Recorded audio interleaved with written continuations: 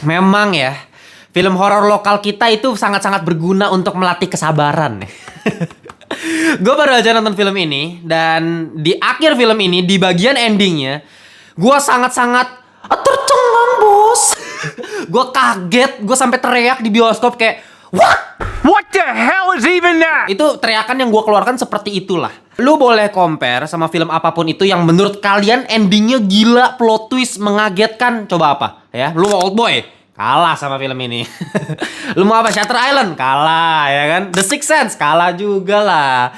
Ini film paling mencengangkan ya. Seumur-umur hidup gua nonton film gak pernah gua sekaget ini nonton film. Bang, apakah memang plot twistnya semengagetkan itu, sekeren itu bang? Makanya lu tercengang? Tentu saja tidak ya. Ini nggak ada plot twistnya, nggak kaget gara-gara plot twist, tapi kaget gara-gara filmnya tiba-tiba selesai, bos. Nggak ada angin, nggak ada hujan, lagi nonton film, lagi klimaks, tiba-tiba selesai, bos, filmnya.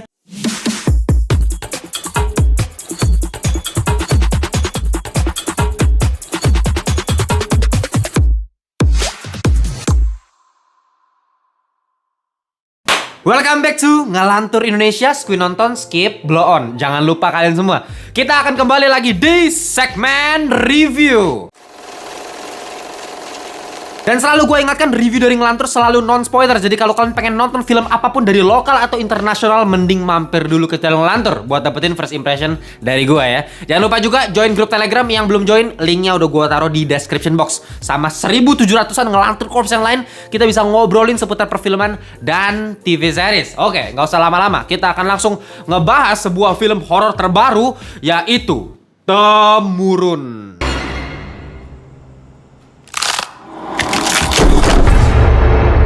Ya, uniknya film yang satu ini adalah debut layar lebar dari sutradaranya, yaitu Inara Syarafina. Gak cuma dia, bahkan penulis dari film ini, yaitu Fontian Suandi, juga debut. Ya, debut pertama kali menulis film layar lebar di film ini. Dan gak cuma mereka berdua, bahkan Cinemaku Pictures selaku PH dari film ini, itu pertama kali ngebuat film horor, ya film Temurun. Jadi tiga-tiganya debut, dan kita harusnya udah bisa prediksi lah kira-kira sementah apa filmnya. Karena memang ya maklum-maklum aja, normal kan. Kayak sutradara baru debut, penulisnya baru debut, bahkan PH-nya pun baru pertama kali bikin film horor, Cinemaku Pictures. Jadi ya pasti mereka belum melalui berbagai macam trial and error. Ini baru pertama kali. Dan lebih parahnya lagi apa? Ya formula horor yang dipakai di film ini sangat-sangat ya eksperimental untuk film horor lokal kita ya, untuk film Indonesia. Sangat berbeda, dan sebenarnya ini adalah hal positif yang gue temukan dari film ini. Di awal-awal gue cukup senang gitu ya.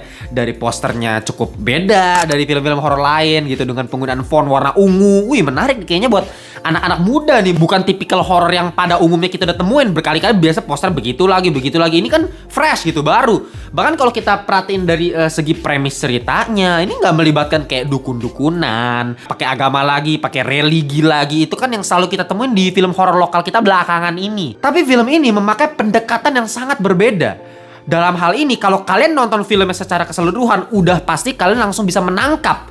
Ini fix banget kalau sutradaranya terinspirasi dari siapa? Ari Aster ya. Kalau kalian nggak tahu Ari Aster, dia adalah sutradara bisa gue bilang legend ya. Meskipun baru-baru ini ya 2018 dia bikin film Hereditary, terus 2019 dia bikin Midsommar, yaitu dua film horor yang paling terkenal dari si Ari Aster. Tapi meskipun Ari Aster bisa dibilang sutradara yang bukan orang lama gitu ya, orang baru lah istilahnya, tapi karyanya itu udah menginfluence banyak orang, udah menjadi set parameter baru untuk genre horor di dunia gitu. Bahkan sutradara sekelas Martin Scorsese aja, one of the greatest directors of all time, itu terinspirasi sama Ari Aster di film Killers of the Flower Moon tahun kemarin. Dia bilang sendiri dia suka banget sama stylenya Ari Aster. Nah, salah satunya ya Inara Syarafina di sini sebagai debut film layar lebarnya. Dia sangat terinspirasi, kelihatan banget dari formula horornya persis, dari premisnya mirip banget sama Hereditary, dari judul sama juga sama Hereditary. Hereditary kan artinya keturunan. Nah ini kan temurun ya kan, sama tuh. Endingnya pun sama bos, sama Hereditary gitu. Jadi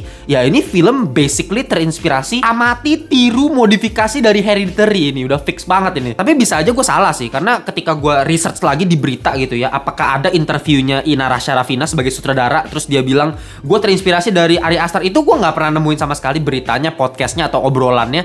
Ketika gue cari-cari sih nggak ada ya. Jadi gue bisa aja salah, bisa aja dia nggak terinspirasi sama Ari Aster. Tapi masalahnya filmnya itu emang gak bisa bohong. Ini mirip banget men, mirip banget sama Hereditary. Bahkan shot-shotnya banyak banget yang mirip sama Midsommar. Itu kerasa banget. Jadi kayak gue hampir pastikan 99% dia terinspirasi dari Ari Aster. Tapi ya yang jadi masalah sekarang, ketika dia udah terinspirasi sama sutradara horor yang luar biasa, ketika dia harus bikin film ini untuk pasar di Indonesia, nah ini yang menurut gue jadi kontradiksi. Karena keinginan pasar dengan masyarakat kita yang sukanya jumpscare bertubi-tubi, dengan masyarakat kita yang sukanya gore dan brutal dan sebagainya, itu sangat-sangat berlawanan dengan stylenya Ari Aster yang justru menggunakan pendekatan yang jauh lebih elegan. Ya gini aja, film Midsommar pada tahun 2019 itu adalah salah satu film horor favorit gue sepanjang masa. Salah satunya Midsommar.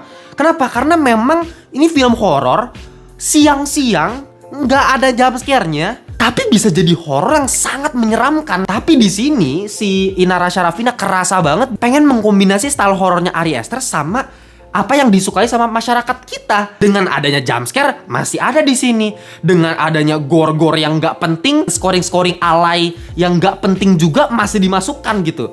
Gini, ketika lu pengen stylenya Ari Aster, ya lu harus buang tuh jauh-jauh style horror yang selama ini kita udah lihat di film-film horror lokal gitu. Itu udah bagaikan air sama minyak, nggak bisa disatuin men. Oke, kali ini mungkin gue bakal mulai dari pujian dulu ya. Sedikit pujian kita kasih, baru nanti kita bombardir kritik seperti biasa ya. Oke, pertama-tama yang gue suka dari film ini adalah formula horornya. Lagi-lagi karena dia terinspirasi dari Ari Aster dan sangat-sangat terlihat pendekatan horornya. Contohnya ya, biasanya kalau misalnya film-film horor Indonesia pada umumnya pakai panning palingan kan, panning. Jadi ya, dari orang sini kamera panning ke sini nggak ada siapa-siapa, balik lagi panning nggak ada siapa-siapa, balik lagi panning, jang dong jeng. Jumpscare biasa di situ kan, abis itu hilang setannya, ya kan, jumpscare klimak bom, abis itu hilang. Biasa selalu begitu, itu berkali-kali. Lu mau film horor apapun di Indonesia pasti begitu formulanya. Tapi di sini si Inara Sharafina sangat-sangat memakai pendekatannya Ari Aster dengan menampilkan setannya secara belak-belakan tanpa jumpscare berlebihan. Kalau kalian ingat di film Hereditary ada satu karakter namanya Ani. Nah Ani ini kan yang kehilangan anaknya, kehilangan mamanya kan. Nah hantu mamanya si Ani ini kalian bisa lihat penampakannya di salah satu scene di pojokan ruangan. Jadi ketika si Ani itu mukanya mulai ketakutan, panik, terus kameranya mulai beralih ke pojokan ruangan di mana ada satu sosok hantu setannya si mamanya Ani gitu. Di pojokan ruangan, creepy, senyum, ya kan? Itu pelan tanpa musik sama sekali, itu hening. Nah itu memang style Ari Aster gitu, elegan. Dia nggak perlu pakai scoring macam-macam, dia tenang, diem gitu kan suasananya. Terus habis itu pas dia nyalain lampu, cetek, itu hilang langsung setannya.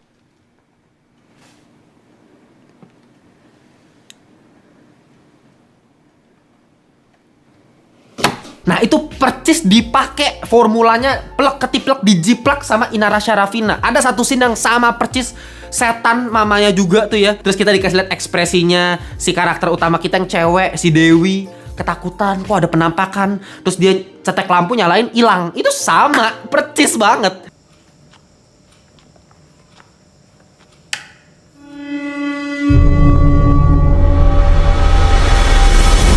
Jadi metode-metode horror seperti ini yang sebenarnya gue lebih suka dan gue lebih takut. Gue nggak bisa bohong, meskipun ini film banyak banget yang kacau, nanti kita bakal bahas kritikannya.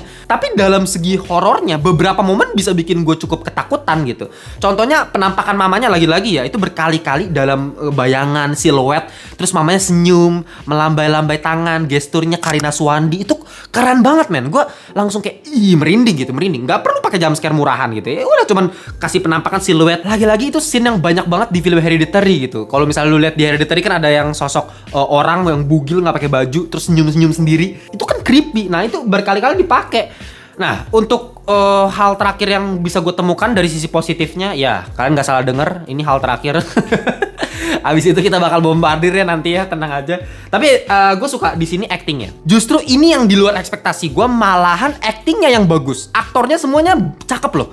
Lu mau dari Yasa Mencasem sebagai Dewi dan kakaknya di sini sama Brian Domani ya, pemerannya Sena, itu bisa mendeliver emosi ketika mereka berantem, marahnya natural, dialognya dinamis aja begitu. Jawab, lo tinggal jawab aja. Dan semua pemeran di sini mau supporting aktornya, figurannya cukup oke dari segi acting. Nah, udah di situ doang ya sisi positifnya ya. Sekarang kita mulai masuk ke hal-hal yang cukup membuat kesabaran gue menipis ya, setipis tisu ini setelah nonton film ini. Kita mulai dari hal yang pertama. Film ini kan gak cuma mengutamakan genre horornya, tapi ada genre mengenai drama kekeluargaannya juga. Dramanya kental, banyak momen emosionalnya, hubungan antara seorang anak perempuan dengan ibunya, hubungan dengan seorang anak laki-laki dengan ayahnya, itu sangat-sangat kental di film ini. Tapi terlalu banyak momen emosional yang ditampilkan secara repetitif. Gue mulai bosan gitu dengan narasi dari film ini yang mungkin sebenarnya kekurangan narasi ya. Ceritanya tuh abis, tapi dia pengen menampilkan seberapa kehilangan anaknya karena ibunya meninggal. Udah, itu ditampilkan terus-menerus gitu di film ini. Dan mending kalau misalnya scoringnya bagus, bisa mengatur tempo emosi kita ketika emosional gimana, ketika horor, ketakutan tuh gimana. Harusnya kan bisa diatur temponya lewat scoring musik di belakangnya kan. Ini kagak loh, ini scoring musiknya murahan berkali-kali, kayak film-film horor manapun juga modelannya begini. Ya mungkin ada lah penggunaan soundtrack ala-ala Pengabdi Setan ya, bisa gue bilang. Kalau Pengabdi Setan kan ada satu musik, kalau kalian inget, Malam Kelam ya, musiknya si ibu. Di kesunyian malam ini. Ketika ada musik Malam Kelam, itu langsung jadi alarm buat penonton untuk bisa was-was. Wah, ada sosok setan si ibu gitu. Nah, di sini kayak terpisah gitu antara musik setannya, psikologisnya, nggak nyambung. Musiknya pun pemakaiannya, timingnya selalu salah. Gue perhatiin ya, musik ada beberapa momen di scene film ini. Harusnya kan biasa ketika ada musiknya itu memang dipakai di satu scene gitu loh. Ketika ada transisi pindah ke scene lain, baru musiknya hilang, biasanya begitu. Nah ini, scene-nya belum selesai, musiknya udah tiba-tiba udah selesai, mati gitu, dipotong. Dan gua sebagai penonton jadi hilang tempo emosinya ketika harusnya dibikin takut kan, ada musik itu, tapi kok tiba-tiba hilang gitu musiknya. Itu berkali-kali timingnya salah. Nah sekarang kita masuk nih ke permasalahan yang paling fatal yang bikin gua kayak di opening tadi, kayak ngomong what setelah nonton film ini, yaitu endingnya nih. Jadi gini, biasanya ketika film itu udah mau selesai, gue biasa tahu kan, dan biasa gue udah siapin HP tuh, udah siapin HP buat nge-story. Jadi kalau kalian belum follow Instagram Ngelantur, cek ya, di linknya gue udah taruh di bawah, follow Instagram Ngelantur tuh, biar tahu story-storyan gue mengenai first impression gue ketika nonton. Biasa gue upload di story tuh. Nah, biasa gue udah siap-siap tuh mau rekaman. Nah di film ini ketika lagi momen klimaks-klimaksnya, lagi scoring lagi kenceng-kencengnya, ya gue lagi nungguin dong, wah ini apa yang terjadi nih, ya kan, endingnya bakal seperti apa nih. Terus tiba-tiba scene-nya tuh kayak overlay ke sebuah logo, ya, logo dari sebuah cult gitu. Dan dalam hati gue tentunya gue berpikir, oh ini overlay ke arah mana nih, oh ini transisi ke arah scene yang mana nih gitu kan. Selesai bos, selesai filmnya, tiba-tiba tulisan disutradarai oleh bla bla bla. Gue langsung what? Gue langsung teriak, bener-bener kayak what? Langsung gue buru-buru pegang HP, langsung kayak buka kamera, langsung rekam gitu. Oke, sekarang mungkin gue bakal ngebahas nih, kira-kira apa yang terjadi sama endingnya, kenapa endingnya dibuat seperti ini. Gue punya beberapa kemungkinan ya, sejauh ini gue punya 4 kemungkinan lah ya. Kita mau dari kemungkinan pertama nih. Kemungkinan pertama, penulis dari film ini kehabisan ide. Nah ini kemungkinan pertama ya, kehabisan cerita gitu. Jadi ketika dia lagi nulis gitu kan, wah aku kehabisan ide, gimana lagi ya ceritanya ya, kumpul aja lah ke produser, udah dimintain. Nah kemungkinan tuh seperti itu kemungkinan pertama. Nah kemungkinan kedua ya, kemungkinan besar nih penulisnya lupa diri kalau misalnya skenario yang dia tulis itu bukan film Lord of the Rings. Lord of the Rings kan 3 film kan, dan itu filmnya lanjut terus tuh, film ke-1, film kedua, film ketiga. Mungkin dia mikir gitu, oh Temurun ini kan bakal nanti 3 film, kita bakal lanjutin nih, jadi kita ceritanya kita stop aja di sini, kita lanjut nanti film keduanya. Tapi yang jadi masalah, Lord of the Rings pun mau ceritanya nyambung ke film kedua, film ketiganya, tapi setiap filmnya tuh punya konklusinya. Setiap film itu kan diakhiri dengan satu perang. Film pertama perang di hutan, film kedua perang di benteng gitu kan, film ketiga the finalnya. Itu kan ada klimaksnya, harus ada penyelesaiannya dong gitu loh. Meskipun ceritanya nyambung, tapi harus ada penyelesaiannya. Nah ini nggak dilakukan sama sekali di film ini gitu. Makanya kita lanjut di kemungkinan ketiga nih ya. Nah kemungkinan ketiga, balik lagi menurut gua sutradaranya tuh bener-bener amati, tiru, modifikasi film-filmnya Ari Aster. Kalau lo perhatiin ya, Hereditary sama Midsommar, endingnya mirip banget men sama Temurun men. Dalam artian endingnya itu selalu berada di posisi klimaks. Kalau kalian perhatiin itu bad ending selalu loh.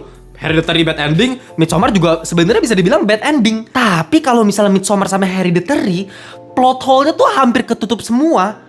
Rapih gitu, penceritaannya rapi sehingga endingnya meskipun ada di bad ending, di klimaksnya udah selesai gitu aja filmnya, ya gak ada yang gue pertanyakan lagi. Sesimpel udah ceritanya emang kerasa udah selesai sampai di sini. Ya gampangnya kan ketika gue nonton Midsommar, di ending pun gue udah tahu, oh ini kayaknya endingnya gitu loh. Hereditary, oh ini endingnya udah kerasa. Lah ini aja gue nggak siap-siapin HP buat ngerekam, artinya gue nggak tahu ini endingnya. Gue kira ini masih belum selesai filmnya gitu, Temurun. Nah yang terakhir, kemungkinan keempat menurut gue, ini film mau dibikin open ending.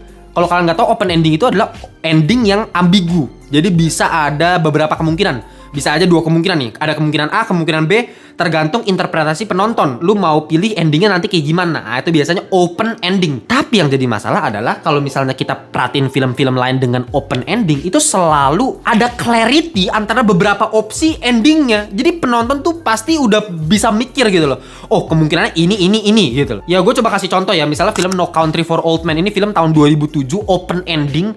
Bahkan endingnya juga sama gitu. Berakhir di titik yang nggak normal. Biasanya film endingnya ketahuan, ini enggak. Jadi di bagian akhir film No Country for Old Men itu ada satu sheriff yang lagi cerita mimpinya dia, ngomong dialog gitu ya. Terus lagi cerita mimpi-mimpi bla bla bla bla, tiba-tiba selesai. Tiba-tiba layar hitam kredit. Itu kan gue juga kaget loh. Kok begini? Karena memang ada open ending di situ yang membuat gue berpikir ini film tentang apa sebenarnya.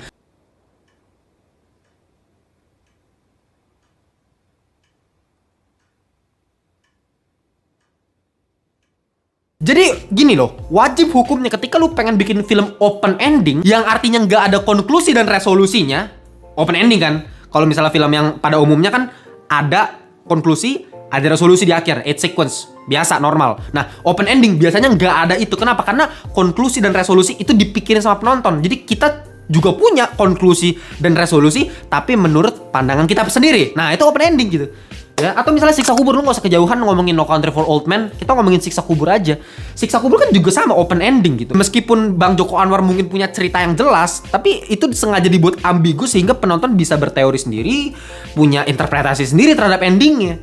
Gitu. Kenapa? Karena konklusi dan resolusi bisa dipikirin sama penonton. Nah, film Temurun mohon maaf ya, konklusi dan resolusinya bukan bisa dipikirin sama penonton. Kagak ada sama sekali. Gue mau mikir apa, konklusinya apa, resolusinya apa, kagak jelas. Film setengah jadi. Ya makanya kalau misalnya lu minta final score-nya berapa bang buat film Temurun, ya buat gue sih 3,9 alias sampah. Udah pasti sampah sih. Kenapa bang 3,9? Kok rendah banget bang? Ini kayaknya nggak separah itu. Ya murni endingnya yang membuat film ini nggak jadi satu kesatuan film, belum film jadi gitu loh, film mentah. Ya pokoknya kalau kalian punya pendapat yang berbeda, tulis di kolom komentar aja biar ada argumen di situ, biar ada dialektikanya. Jadi ada perdebatan lah antar para ngelantur corp sehingga ya kita bisa diskusi bareng lah. Apakah ini film yang sebenarnya bagus buat kalian? Apa ini film yang sampah seperti yang gue udah bilang gitu. Sebenarnya gue lihat ada potensi dari film ini gitu, dengan inspirasi dari Ari Aster, konsep cerita yang fresh, nggak seperti film horor Indonesia pada umumnya. Tapi lagi-lagi semua kan balik lagi ngomongin eksekusi. Film itu adalah eksekusi. Kita nonton filmnya di bioskop, ya itu yang kita lihat, itu yang kita nilai gitu. Percuma konsep sebagus apapun, ya kan, style sebagus apapun, kalau eksekusi begitu ya mau nilai apa lagi kan gue. Oke, gitu aja. Jangan lupa yang belum join membership community, join ya. Sehari 1000 per hari, kalian bisa join di Critical Thinking, bisa join juga di Ngelantur Thinking buat upgrade, dan kalian bisa dapetin edukasi dari gue seputar shot, sinematografi, script, acting. Itu kita bahas semuanya di video-video khusus membership community ya. Gitu aja untuk video kali ini. Kita jumpa di video berikutnya. Bye bye semuanya.